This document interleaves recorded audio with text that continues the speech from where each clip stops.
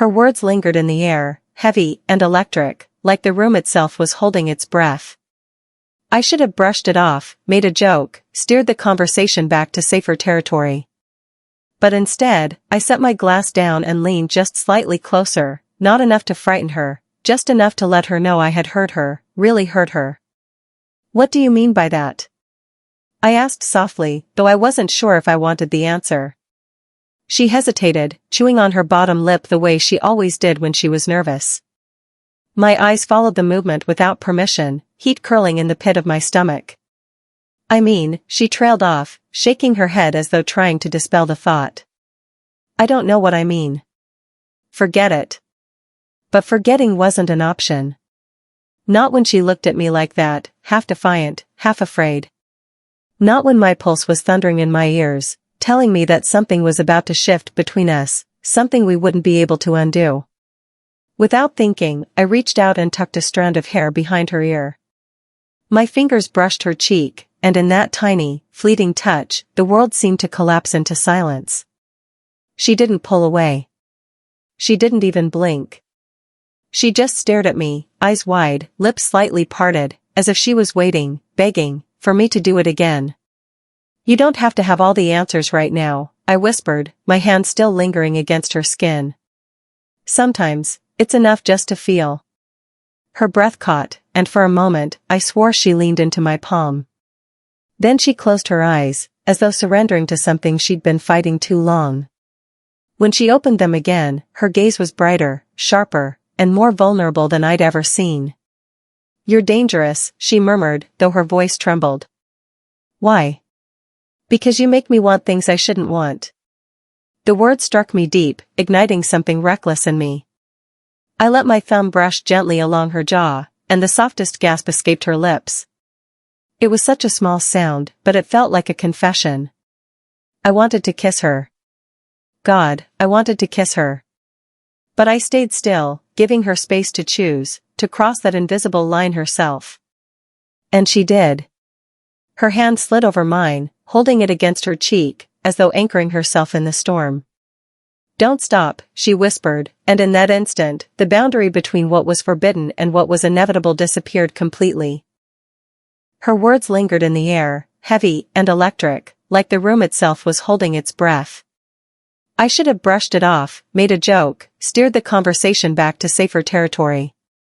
But instead, I set my glass down and leaned just slightly closer, not enough to frighten her, just enough to let her know I had hurt her, really hurt her. "What do you mean by that?" I asked softly, though I wasn't sure if I wanted the answer. She hesitated, chewing on her bottom lip the way she always did when she was nervous. My eyes followed the movement without permission, heat curling in the pit of my stomach.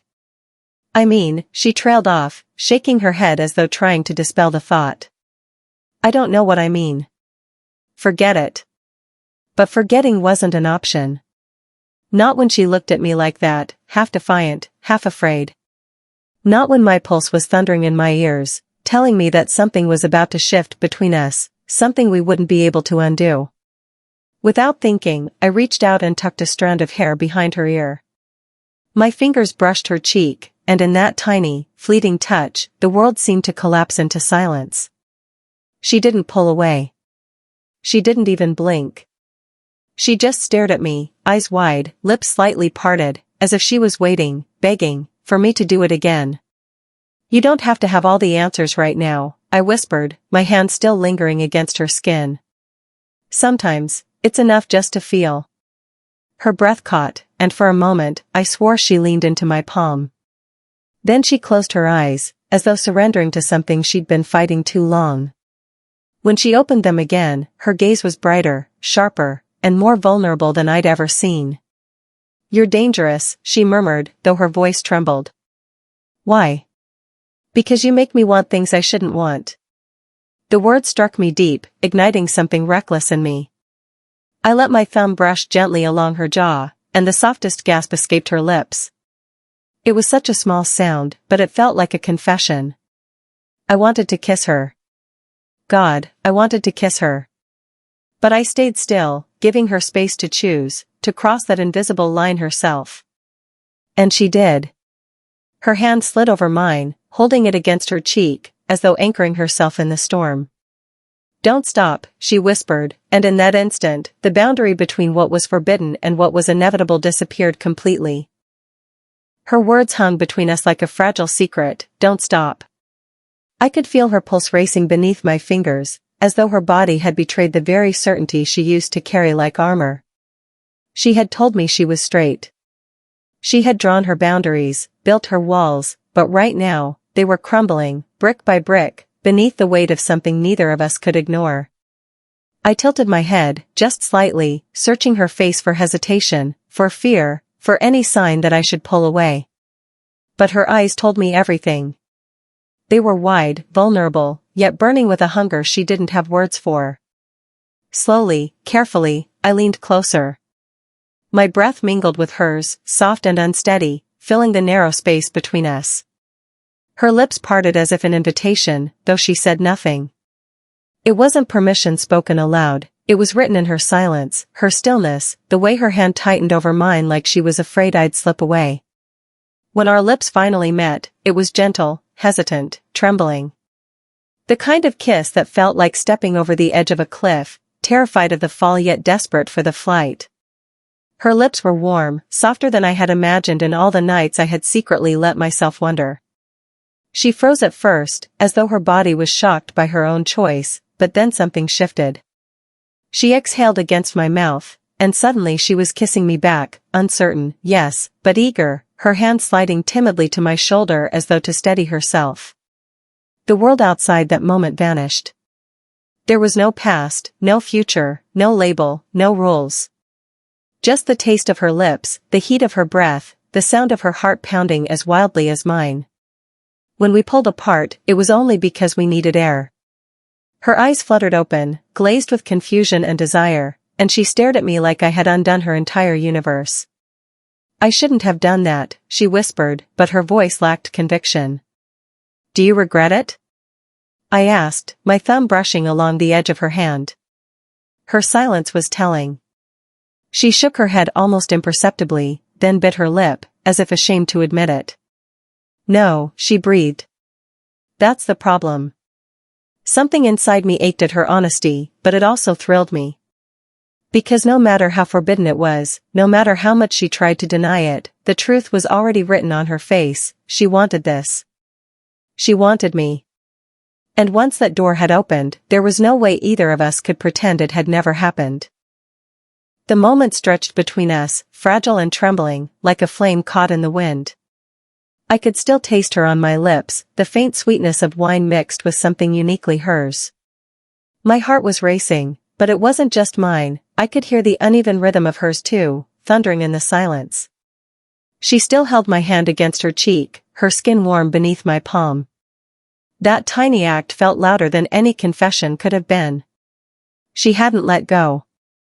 I leaned forward again, slower this time, giving her every chance to stop me. But she didn't move, didn't flinch. If anything, her body leaned toward mine, as though pulled by a gravity she could no longer resist. Our lips met again, and this time there was nothing hesitant about it. Her kiss was deeper, needier, her lips parting to welcome me in as though some dam had finally broken. Her hands found my shoulders, clutching as if she was afraid of drowning in this unfamiliar desire. I let my fingers trail down her arm, slow and deliberate, until they reached her wrist. Her pulse fluttered wildly beneath my touch, each beat betraying the storm she was trying so hard to hide. When I slid my hand lower, brushing against hers, she laced our fingers together with a desperation that nearly undid me. She broke the kiss, gasping, her forehead pressed against mine. "This feels wrong," she whispered, but her breath was hot against my lips, and her grip on me never loosened. "Does it?" I murmured back, tilting her chin up gently. "Or does it just feel different?" Her eyes searched mine, wide and uncertain, but the hunger in them was undeniable. She was torn between the identity she had always clung to and the truth her body was now betraying. And God help me, I couldn't stop wanting her, even as I knew how dangerous this was for both of us. I brushed my lips against her neck, feather light, barely there. She shivered, her breath catching in her throat, and her hand slid into my hair as though she couldn't help herself. "Tell me to stop," I whispered against her skin. "And I will." But the only sound she gave me was a soft, involuntary moan that slipped past her lips before she could silence it. That was her answer, raw and unguarded. When I pulled back to look at her, her face was flushed, her lips swollen from our kisses. "You don't play fair," she said shakily, but there was a smile tugging at the corners of her mouth, small and dangerous. "No," I admitted. "Neither do you." And with that, she pulled me back into another kiss, fiercer than before, as if she'd finally stopped fighting the truth. Her kiss was no longer tentative, it was hungry, desperate, as if every ounce of restraint she had been clinging to was dissolving between us. I felt her fingers clutch the fabric of my shirt, pulling me closer, pressing herself against me in a way that left no room for doubt. Whatever line we had crossed, there was no going back. My hands roamed carefully, not daring to rush, not wanting to frighten her away. I traced the curve of her back, the slope of her waist, feeling her shiver beneath my touch. Every movement seemed to unravel her a little more, until the woman who once insisted she was straight was now clinging to me like I was the only truth she had ever known. She broke away just long enough to catch her breath, her chest rising and falling rapidly. "I don't even know who I am right now," she whispered, her voice trembling with something between fear and desire. "You're just you," I murmured, brushing my lips against hers again. "And that's enough."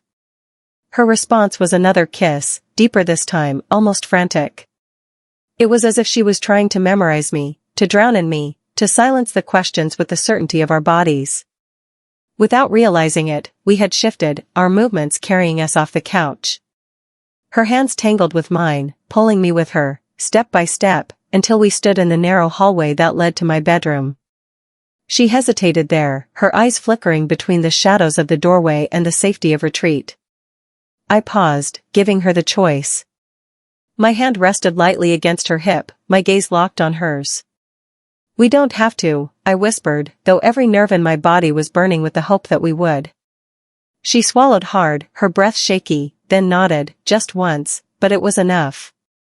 She squeezed my hand tighter, guiding me toward the open door.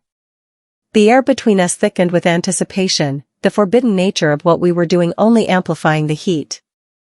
She was supposed to be untouchable, unreachable. She had told me she was straight, that she wasn't mine to want.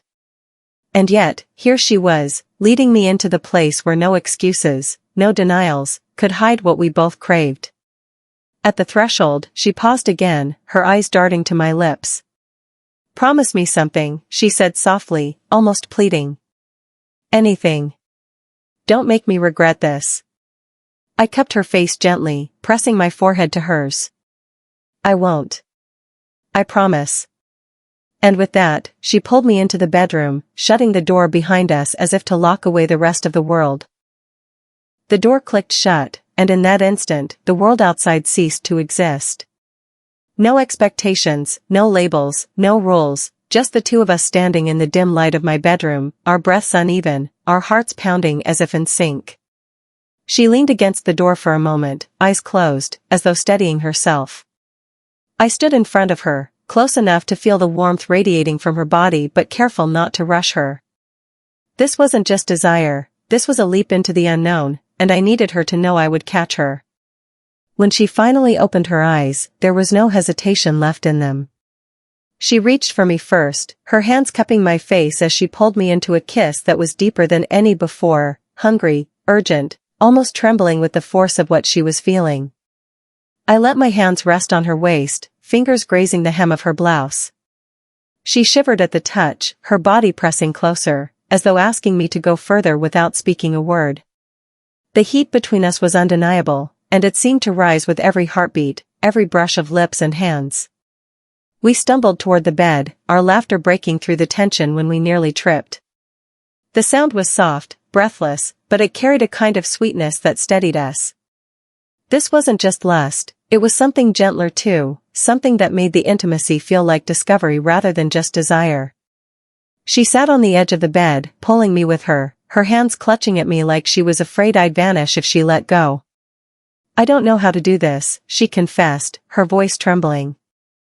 I kissed her again, softer this time, reassuring. You don't have to know. Just feel. Her eyes softened, and she exhaled slowly, surrendering to the moment.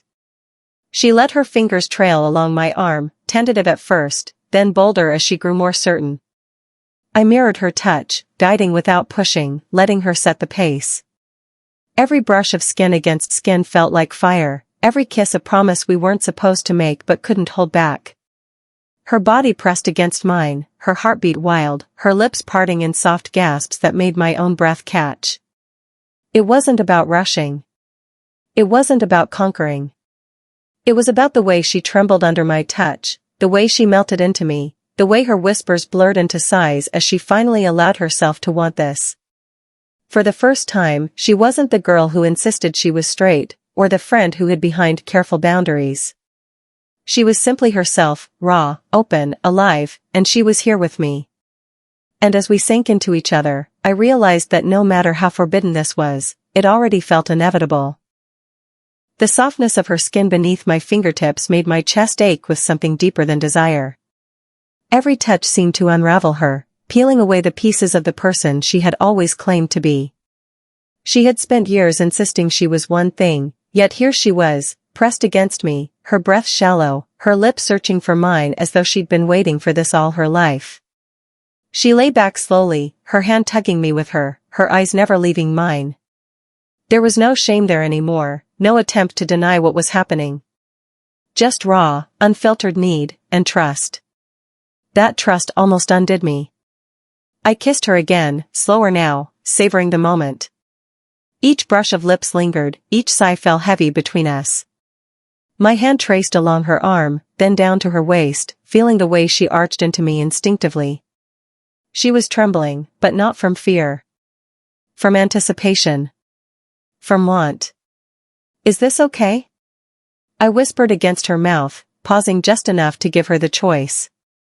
Her response was immediate, her fingers tightening in my hair, pulling me closer.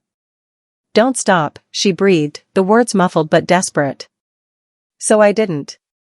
The room grew warmer, the air heavier, filled with the sound of our breathing, the soft hums of pleasure escaping her throat as I explored her in ways she had never let anyone before. She moved with me, learning, discovering, surrendering. It was clumsy at times, tender at others, but it was real, it was hers. Every kiss felt like an answer to a question she hadn't dared to ask. Every touch seemed to whisper, "This is who you are. This is what you want." At one point, she pulled back just enough to look at me, her chest rising and falling, her lips swollen from our kisses. "Why does it feel like I've been waiting for this?" she asked, her voice breaking with wonder. "Because maybe you have," I murmured, brushing a strand of hair from her face. Her eyes glistened as though tears might come, but instead she smiled, small, shaky, but filled with relief. And then she kissed me again, harder, fiercer, as though to make up for all the years she had denied herself. We moved together like waves, sometimes gentle, sometimes crashing, but always drawn back to one another. The more she gave in, the more certain she became, until the woman who had once declared herself straight was now whispering my name like it was the only truth she knew.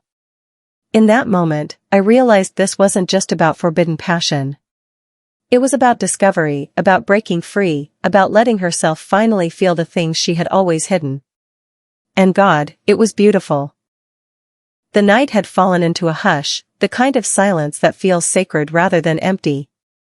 The storm of our bodies, the urgency of our hands and lips, had finally given way to stillness.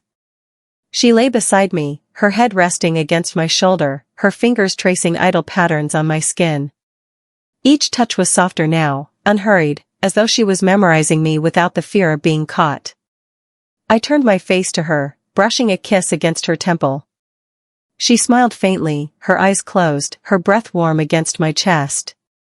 There was no need for words in that moment, we both knew what had happened, and neither of us dared to break the fragile peace by naming it too loudly. After a while, she spoke, her voice barely more than a whisper. "I don't know who I am anymore." I tightened my arm around her, holding her closer. "You don't have to figure it all out tonight," I said gently. "You're allowed to just feel. To just be." She exhaled shakily, like she'd been holding her breath for years and had finally let it go. I spent so long convincing myself this wasn't me. That I couldn't ever. Her words trailed off, but her hand tightened around mine. And then you. And then me, I echoed softly. Her eyes opened, and she looked at me with something raw and unguarded. Vulnerability, yes, but also relief. You make it feel like it isn't wrong. I smiled, brushing my thumb across her knuckles. That's because it isn't. It's just us. The truth of it hung there between us, heavier than anything we'd spoken all night. This wasn't just an accident. It wasn't just wine and loneliness. It was something deeper, something she'd buried inside herself until it broke free. She shifted closer, curling into me as though I was the anchor she hadn't known she needed. What happens now? She asked quietly. The question caught me off guard, though I had been asking myself the same thing.